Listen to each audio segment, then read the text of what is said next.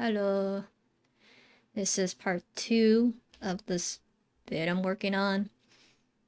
We're gonna go jump into the diagnosis part. Um, Hopefully it will be helpful for y'all. So, just like I said, if I sound robotic, it's because I'm trying to read off of what I've written down. So, just to get it all out there. So let's get started. I ended up seeing a new therapist concerning family and my ethnic background, and I intuitively felt it in me to seek diagnosis.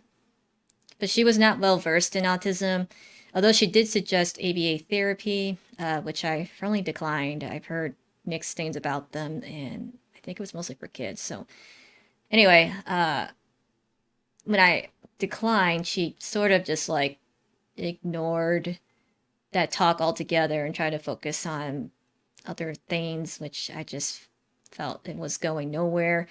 And I was beginning to feel resentment and ultimately unheard again. And so I felt it in me to self advocate.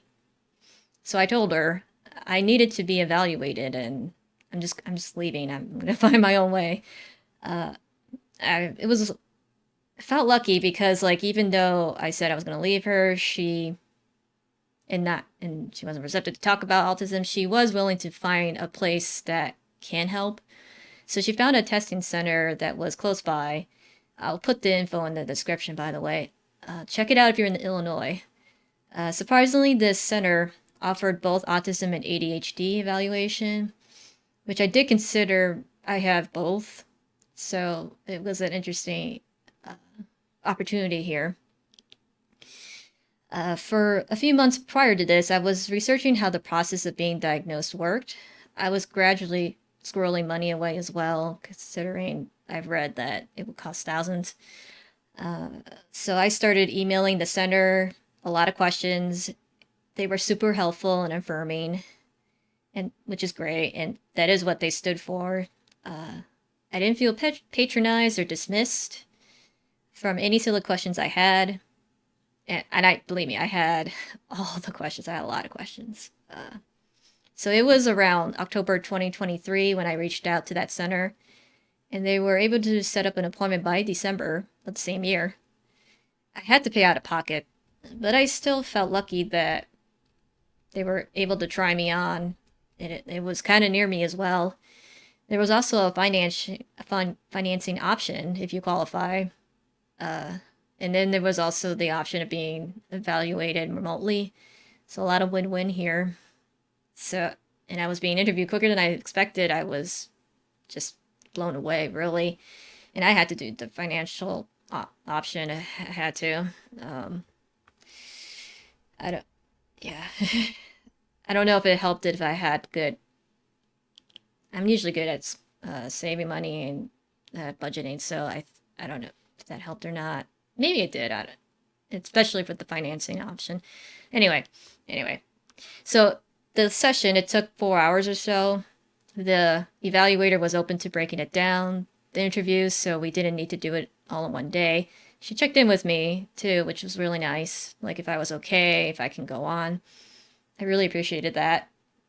I was more or less eager to get it over with because I was considering getting a diagnosis for a couple years now. And I was here, so I just wanted to get it done.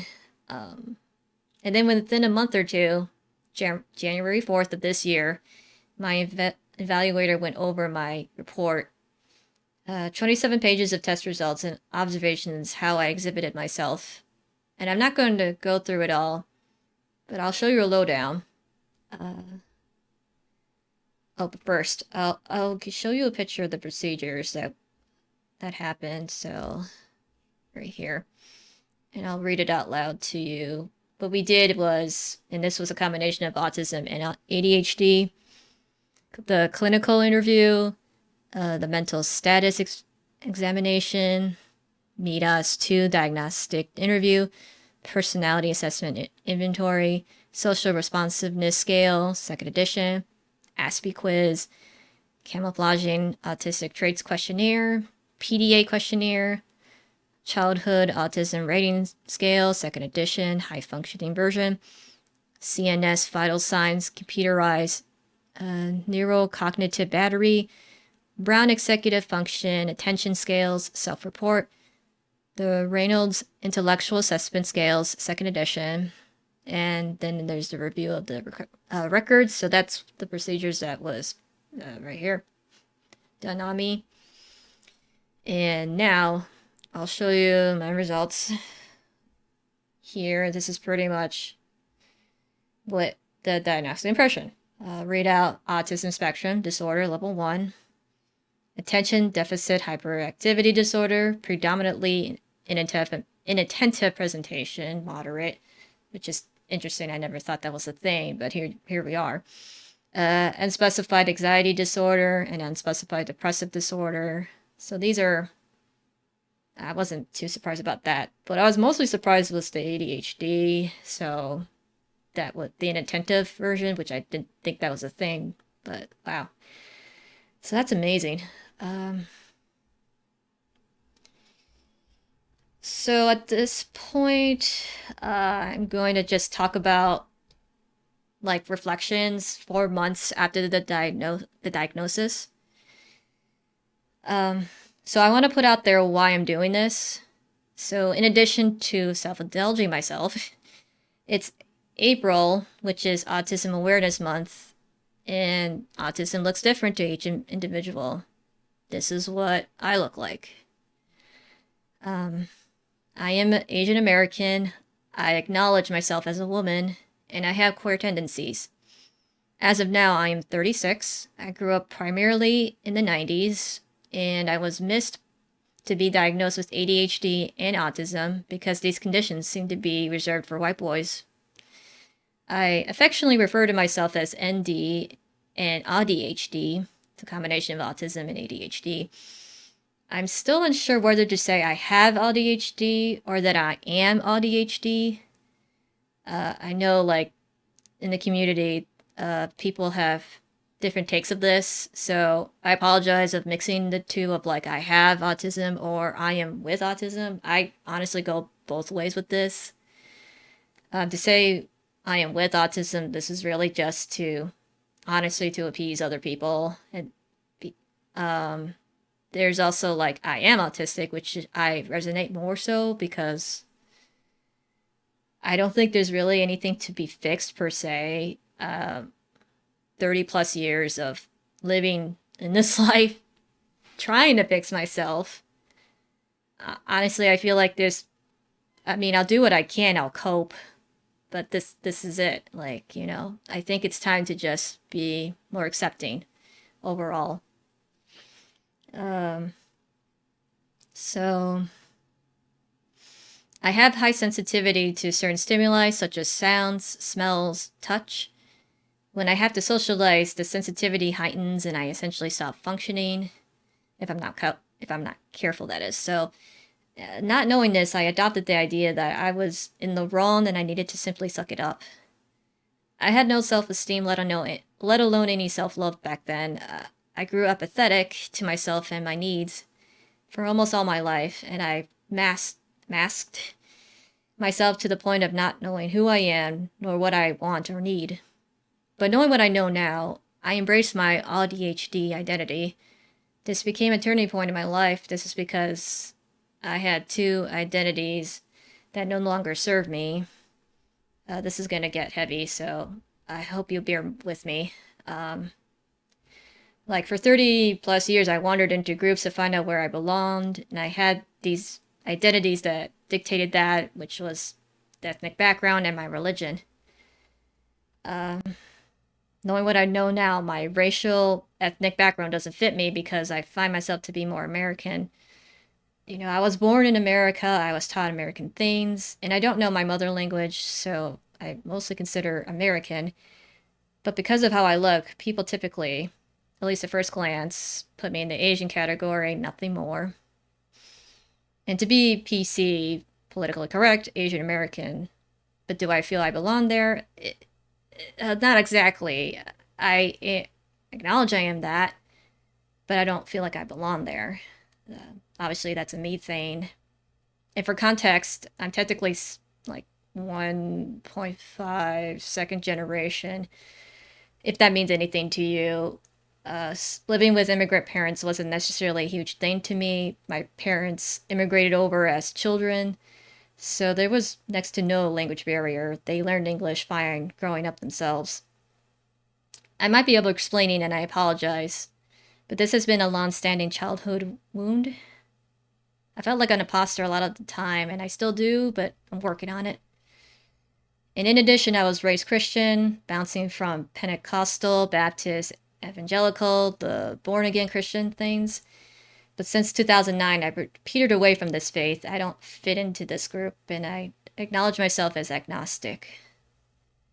So, being Asian and Christian were the things I identified myself primarily at the time. I mean, it's still very much part of me, but it's not the stuff that, like at the time, I think it controlled me. I felt like, and I just felt like, I guess, a square piece trying to fit into a round hole. It just didn't fit. I just didn't naturally embrace those parts. And as I said, I don't deny them. It was the sense of belonging that was, getting me. And I hope to talk about this with an ND affirming therapist to help me get through that. And side note, I'm not looking for advice concerning religion and ethnic background. I'm aware these opinions sounds outlandish. I learned to accept them because that is unapologetically how I feel. From my understanding, feelings are neither good or bad, they just are.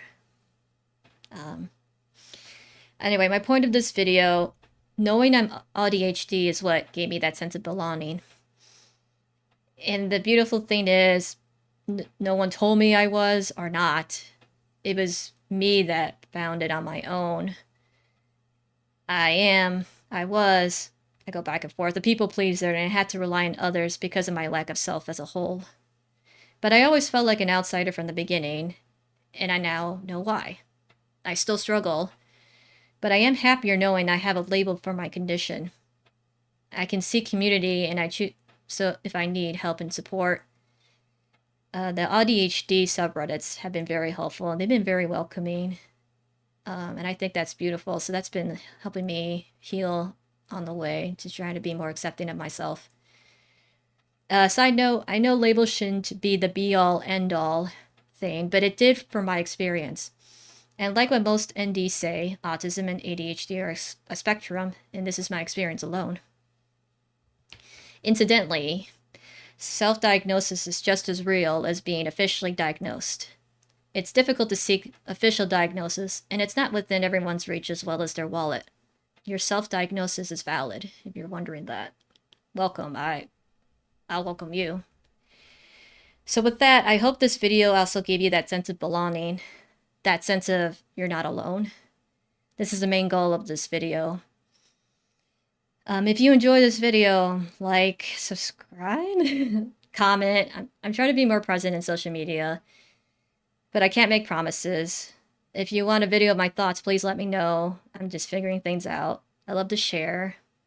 I want to build connection, and in order to build this connection is to be vulnerable and open, is what I believe.